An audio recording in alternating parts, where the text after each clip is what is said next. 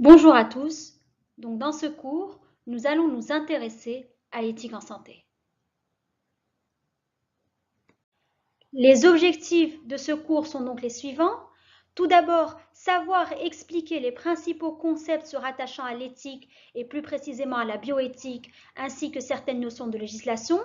Être capable de respecter la démarche éthique à suivre pendant la prestation de soins auprès d'un malade en vue d'observer les normes morales requises et le respect strict de la dignité humaine. Et enfin, être capable d'analyser une situation devant un cas clinique ou social afin d'aboutir à une délibération éthique fiable. Le plan que nous allons aborder tout au long de ce cours est le suivant. Après une introduction générale, nous allons passer en revue une série de définitions.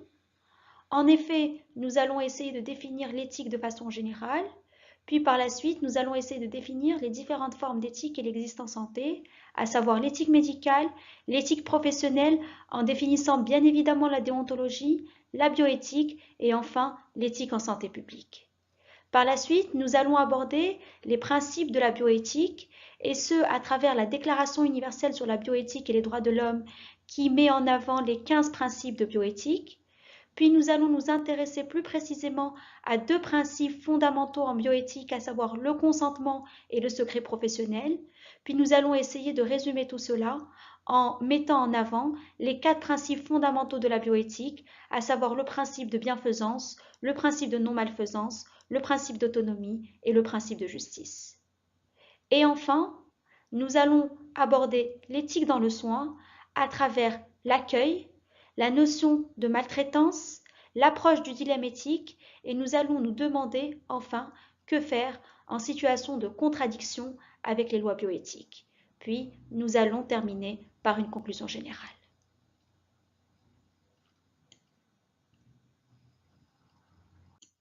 Pour commencer, il est important de noter que les professions de santé sont des professions pour lesquelles la technique prend souvent le pas sur la relation de soins avec le patient.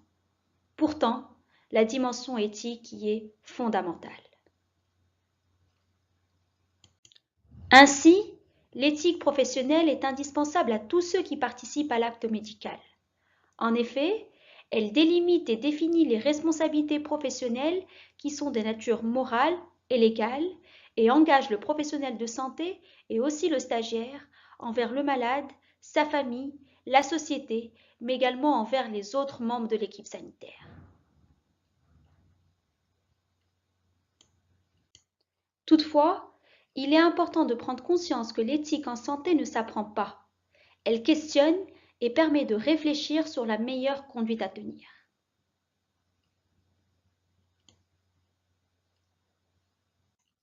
Passons à présent aux différentes définitions.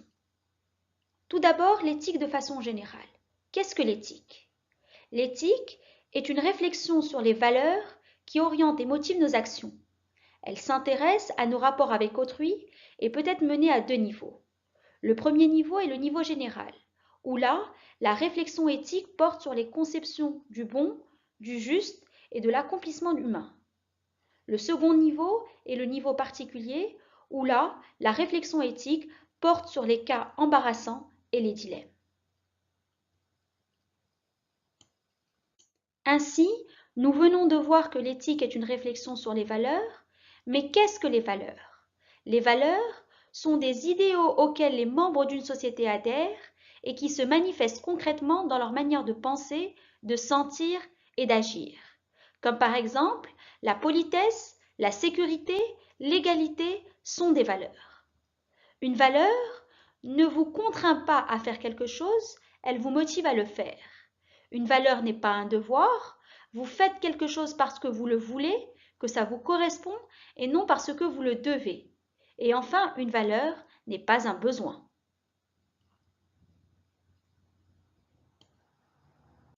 À noter que lorsqu'une valeur est communément admise par les membres d'une société, elle devient une norme. Mais qu'est-ce que les normes? Les normes sont tout simplement des règles de conduite de la vie en société auxquelles les individus sont censés se conformer. Il existe deux types de normes. Tout d'abord, les normes formelles qui sont des normes écrites, comme les lois, les différents codes et règlements, et les normes informelles qui constituent les mœurs, les habitudes, les coutumes, etc.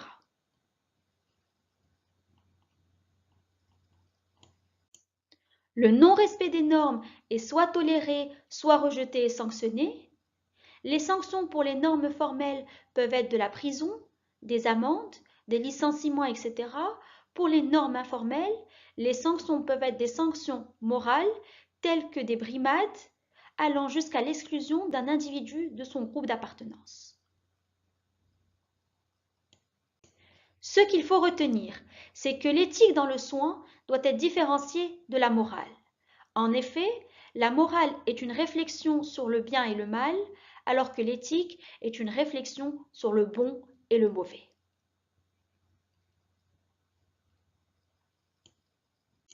Après avoir défini l'éthique de façon générale, passons à présent aux différentes formes d'éthique qu'il existe en santé. Tout d'abord, l'éthique médicale. L'éthique médicale, qui remonte au serment d'Hippocrate, fait partie intégrante de l'exercice de la médecine. Elle relaie nécessairement les valeurs inhérentes à la recherche médicale elle-même. Il existe un lien étroit entre droit et éthique, et cela est montré notamment à travers le procès de Nuremberg qui a eu lieu à la fin de la Seconde Guerre mondiale, c'est-à-dire fin 1945. C'est pour la première fois que des médecins qui appartenaient dans ce cas au régime nazi ont été condamnés pour des expérimentations perpétrées sur des cobayes humains sans que la dimension humaine ne soit prise en considération. Ainsi, au XXe siècle, la déontologie médicale a pris en compte l'importance croissante des droits de l'homme.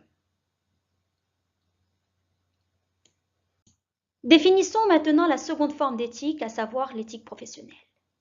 En éthique professionnelle, la réflexion porte sur les valeurs qui motivent les conduites des professionnels et qui sont actualisées dans les codes de déontologie. L'éthique suggère ce qui est souhaitable et condamne ce qui ne doit pas se faire, tandis que la déontologie compte sur les outils administratifs afin de garantir que la profession soit exercée en toute éthique. Plus précisément, la déontologie présente une série de principes et de règles devant être obligatoirement respectés. L'idéal de pratique justifie l'imposition de règles contraignantes et motive à les respecter. La déontologie, comme tous les systèmes de règles, a cependant des limites. En d'autres termes, la déontologie d'un corps professionnel est un ensemble complexe de devoirs moraux et sociaux que les membres de cette profession doivent observer afin qu'il y ait cohésion des comportements de l'activité. C'est notamment le cas du Code de déontologie des médecins qui a été publié au Bulletin officiel du 19 juin 1953. Il s'agit là d'un ensemble de principes et de devoirs acceptés par tous les médecins, susceptibles de donner une solution immédiate, claire et sans équivoque à tous les problèmes intéressant la profession médicale. Notons qu'un code de déontologie évolue avec le temps, il n'est pas statique. Il énonce des devoirs, interdit certaines pratiques et en recommande d'autres. Un code de déontologie porte des valeurs, celles de la profession, honneur, probité, loyauté. Il constitue aussi une norme juridique. Il est la base de la confiance du public car il repose sur l'intérêt général et celui du patient en particulier. La troisième forme d'éthique est la bioéthique. La bioéthique est une partie de l'éthique qui est apparue en tant que champ ou discipline nouvelle à partir des années 70. C'est à ce moment-là que le terme de bioéthique a été utilisé pour la première fois par le biochimiste américain Van Rensselaer-Potter. Il avait mis en avant que la science avait progressé très rapidement alors que cela ne s'accompagnait pas d'une attention suffisante aux valeurs. Le terme bioéthique se compose de deux mots grecs, à savoir le mot bios et le mot ethos. Le mot bios signifie la vie, la réalité du vivant et les sciences de la vie, et le mot ethos correspond à la morale qui renvoie à la notion de valeur et de devoir. Aujourd'hui, la bioéthique englobe toute l'éthique des soins de santé.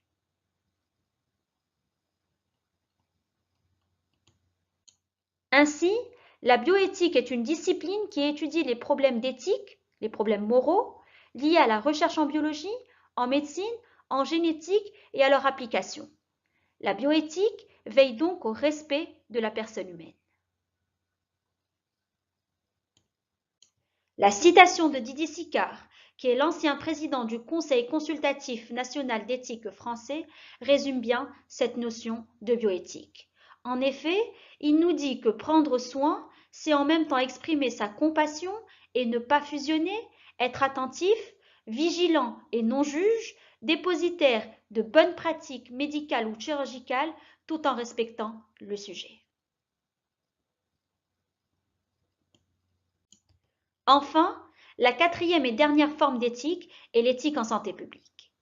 L'éthique en santé publique s'intéresse à la conception et à la mise en œuvre de mesures pour contrôler et améliorer la santé des populations. Elle cherche à voir au-delà des soins de santé pour envisager les conditions structurelles qui favorisent ou empêchent le développement de sociétés saines. Par conséquent, les principales questions dans le domaine de l'éthique en santé publique sont par exemple les inégalités dans la situation sanitaire, l'accès aux soins de santé et aux bénéfices de la recherche médicale, les actions face à la menace des maladies infectieuses, la coopération internationale pour le contrôle et la surveillance de la santé, l'exploitation des individus dans les pays à faible revenu, la promotion de la santé, la participation, la transparence et la responsabilisation, etc.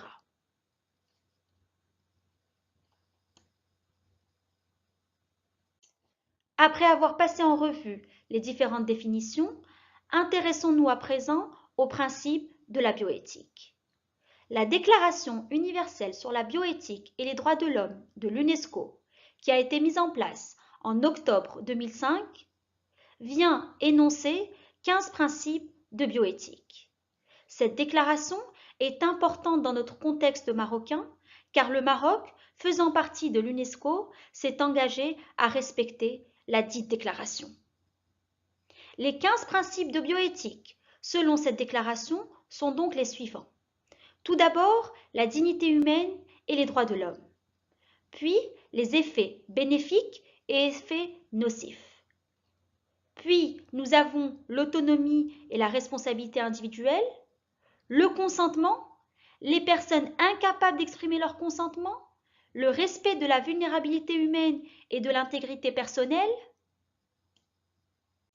la vie privée et la confidentialité, l'égalité, la justice et l'équité, la non-discrimination et la non-stigmatisation, le respect de la diversité culturelle et du pluralisme, la solidarité et la coopération, la responsabilité sociale et santé, le partage des bienfaits, la protection des générations futures et la protection de l'environnement, de la biosphère et de la biodiversité. Intéressons-nous de manière plus détaillée à deux principes qu'il est indispensable de retenir. Le principe du consentement. Les professionnels de santé ont eu longtemps l'habitude de décider à la place des patients. C'est ce que l'on appelle le paternalisme. Aujourd'hui, on doit respecter le consentement libre et éclairé des patients.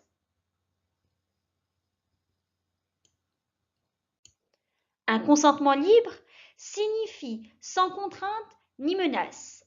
Il s'agit de donner une autorisation en toute connaissance de cause et aussi sans que les facultés ne soient altérées.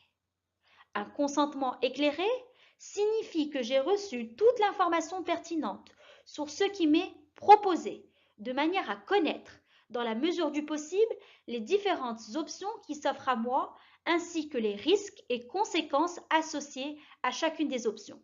C'est une décision prise en toute connaissance de cause.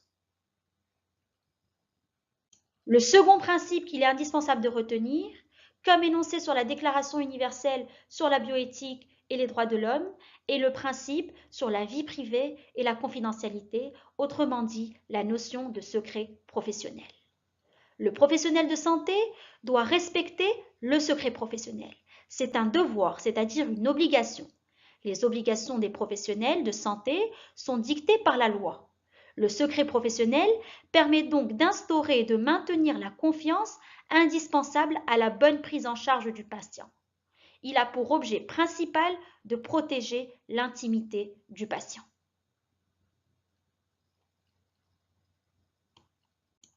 Le secret professionnel est donc un devoir imposé par la loi à une catégorie de professionnels en raison de leur état et sous peine de sanction de conserver secrètes des informations confidentielles qui leur sont parvenues à l'occasion de l'exercice de leur profession.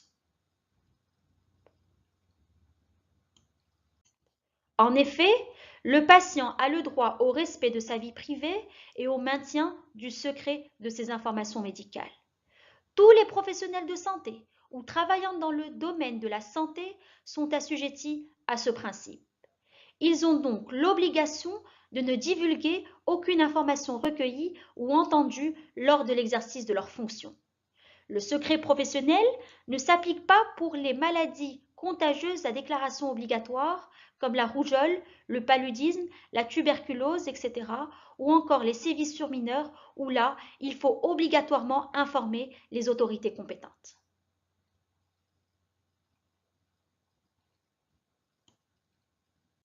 Les 15 principes que nous venons de voir peuvent être résumés par les 4 principes fondamentaux de la bioéthique qui sont le principe de bienfaisance, le principe de non-malfaisance, le principe d'autonomie et le principe de justice. Nous allons essayer de voir ces 4 principes de manière détaillée. Tout d'abord, le principe de bienfaisance. Ce principe veut dire qu'il faut contribuer au bien-être d'autrui. Il contient 2 principes. Tout d'abord, l'action entreprise doit être bénéfique. Elle doit également être utile, c'est-à-dire avoir un rapport coût-bénéfice positif. En effet, c'est le bien du malade qui est la loi suprême. Aujourd'hui, les patients sont autonomes et libres de leur choix. Il faut donc utiliser ce principe avec prudence. Le second principe est le principe de non-malfaisance. Ce principe veut dire qu'il n'est pas acceptable de faire du mal à autrui. En effet, avant de penser à faire du bien au patient, il est tout d'abord indispensable de penser à ne pas lui nuire. Ce principe est donc fondamental. Le troisième principe est le principe d'autonomie. Ce principe vient compléter cette recherche du meilleur choix pour le patient. En effet, chaque individu est libre de ses choix. Les patients ont droit à des informations libres et éclairées et ils ont le droit de décider eux-mêmes de leur prise en charge. Ainsi, respecter un individu en tant qu'agent autonome veut dire le mettre en situation d'agir de façon autonome. Ne pas le respecter en tant qu'agent autonome veut dire ignorer les souhaits qu'il exprime, ne pas les considérer ou les comprendre, se comporter comme s'il y avait des personnes méritant plus que d'autres que l'on accorde du poids à leurs paroles. Le quatrième et dernier principe est le principe de justice. En effet, tout usager a droit à une prise en charge de qualité. Ce principe affirme la juste répartition des moyens mis en œuvre au sein d'une société. Ce principe doit être utilisé avec prudence, car il est très lié aux politiques économiques du système de santé d'un pays. Après avoir vu les différents principes de la bioéthique, passons à présent à l'éthique dans le soin. Commençons tout d'abord par la notion d'accueil. Qu'est-ce que l'accueil? L'accueil peut être défini comme étant un besoin d'intégration et d'adaptation d'un individu dans la structure donnée. L'accueil exige une prise de conscience de ce besoin par l'individu, un groupe, une structure. Enfin, pour exister en tant qu'accueil, cette prise de conscience doit se concrétiser par une démarche de groupe, de l'individu, de la structure vers l'individu qui manifeste ce besoin. Autrement dit, et selon Monique Fourmanier, en milieu de soins, l'accueil est un acte professionnel réfléchi qui analyse, s'apprend, se développe dans une finalité de qualité de soins. Ainsi, il est important de noter que l'accueil n'est pas seulement une préoccupation du soignant, mais c'est aussi celle des établissements de soins. Le rituel de l'accueil est le premier maillon de la chaîne de soins. Il fait partie intégrante du soin et de façon plus essentielle du prendre soin. Il permet de faire une place au nouvel arrivant, de le reconnaître en tant qu'individu avec sa propre culture et ses valeurs. L'accueil est un moment crucial car il permet d'agir sur la transformation du sentiment de peur en sentiment de sécurité. La première impression peut faciliter ou compliquer la suite de la relation soignant-soigné. C'est un instant unique. On n'a pas deux fois l'occasion de faire bonne impression. Ainsi, durant cette période, la relation soignant-soigné peut donc devenir une relation d'aide du soignant pour le soigner.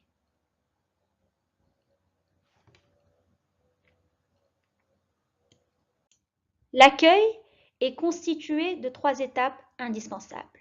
La première consiste à sécuriser la personne accueillie. Il s'agit là de donner des repères spatiaux, temporaux, identitaires, afin que la personne maîtrise son environnement et ne vive plus une situation d'insécurité inhérente à tout changement. La seconde étape consiste à connaître la personne. Il s'agit là d'une étape incontournable si l'on veut aider le patient à s'adapter à une situation nouvelle. La troisième et dernière étape consiste à une adaptation de la personne à sa situation et à son environnement. C'est la finalité de l'accueil. Celui-ci est achevé lorsque la personne est adaptée, c'est-à-dire qu'elle réagit positivement au stress, se sent à l'aise dans un réseau de signification et qu'elle est en harmonie avec son environnement.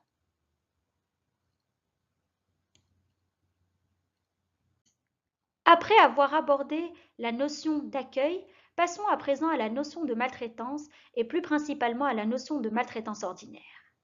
Il faut savoir que pour le malade occasionnellement de passage, l'hôpital devrait constituer un lieu d'espoir, un havre pour sa souffrance. Pour celui qui est hospitalisé, l'hôpital devrait être un milieu de vie où les aspirations et les attentes humaines doivent se conjuguer avec les logiques organisationnelles et professionnelles d'établissement, trop souvent gérées à la manière d'une entreprise. C'est pourquoi, pour les malades comme pour leurs proches, le manque d'écoute et d'information, les attentes indues et inacceptables, les contraintes organisationnelles absurdes, le manque de respect occasionnel de la part du professionnel, la froideur des médecins et des soignants devant l'annonce d'un diagnostic difficile ou d'un deuil, leur indifférence autoprotectrice devant la souffrance sont décriées et peuvent être qualifiées de maltraitance ordinaire.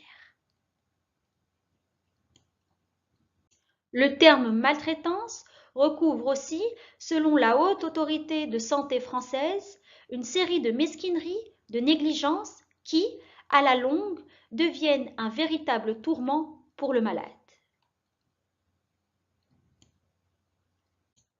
Passons à présent à l'approche du dilemme éthique. Il faut savoir qu'aujourd'hui, il est souvent question de dilemmes éthiques ou moraux, qu'on appelle aussi conflits de valeurs, lorsque les situations où les valeurs et les principes entrent en opposition et rendent les décisions difficiles. Le dilemme éthique intervient donc lorsque la situation clinique crée des conflits. Pour illustrer cette notion de dilemme éthique, nous pouvons citer l'exemple suivant. Un médecin diagnostique un cancer terminal chez sa patiente, qu'il connaît depuis longtemps. Il sait qu'elle est dans un état dépressif. Il estime donc qu'elle ne supporterait pas de se savoir atteinte de cette maladie. Son devoir d'informer sa patiente de son état entre donc en conflit avec celui de ne pas détruire ce qui lui reste d'espoir dans la vie. La question qu'on se pose est donc de savoir si le médecin doit dire la vérité à sa patiente ou au contraire lui cacher sa condition. Ici, nous avons un principe et un devoir moral qui suggèrent d'adopter des comportements opposés. En effet, le devoir du médecin de ne pas mentir s'oppose au principe de bienfaisance à l'égard de sa patiente.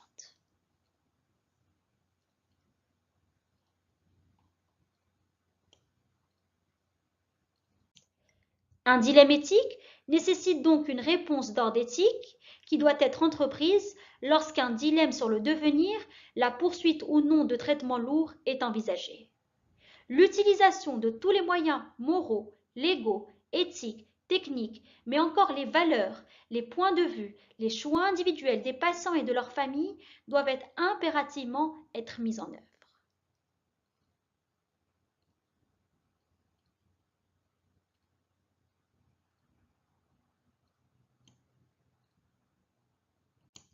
Enfin, pour terminer, on peut se demander qu'est-ce qu'il faut faire en situation de contradiction avec les lois bioéthiques. Dans cette situation, il est fondamental que les professionnels de santé respectent les valeurs des patients. Lorsqu'elles sont en contradiction avec les lois bioéthiques, il faut alors appliquer le précepte suivant: tu ne nuiras point. Ne jamais nuire aux patients.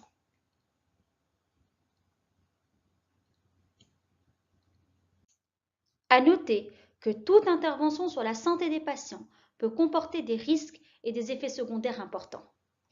Que faire alors?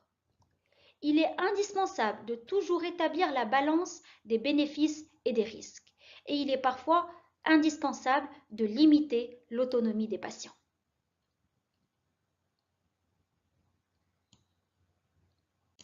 Les progrès technologiques croissants de la médecine augmentent le coût des soins de santé, et malheureusement, de nombreux malades ne peuvent pas y faire face. Il s'agit donc là d'une limite aux valeurs des patients. Faire face à cette situation nécessite d'avoir à gérer des problèmes moraux en rapport avec la justice, le droit aux soins de santé et la distribution équitable de ressources rares.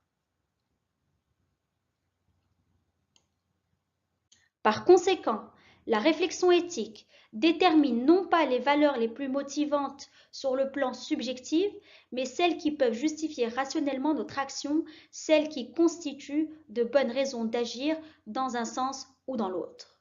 Elle détermine les valeurs qui constituent des raisons d'agir acceptables par l'ensemble de la société, par les personnes qui partagent l'idéal de pratique et, au niveau particulier, par les personnes et les groupes touchés par une décision. Nous avons donc le devoir moral de ne pas nuire aux autres, de les aider, de leur faire du bien. Ces valeurs se rattachent aux professions de santé et ont toujours été au cœur de l'éthique en santé. Pour conclure ce cours, nous pouvons dire que les professionnels de santé ne peuvent pas agir seuls, sous peine de faire preuve de paternalisme. La décision appartient aussi et principalement aux patients. Les professionnels de santé doivent donc viser l'excellence, car ils ont entre leurs mains ce que les gens ont de plus précieux, c'est-à-dire la vie et la santé, et leur devoir est de faire ce qui est de mieux pour eux. Ainsi, le respect de l'éthique et de la déontologie dans les activités professionnelles nous permet de garantir une qualité, une fiabilité et une clarté de l'information délivrée aux patients. Il permet également de mettre en place des relations transparentes avec les acteurs de santé. Et enfin, il permet de respecter la confraternité entre les professionnels de santé.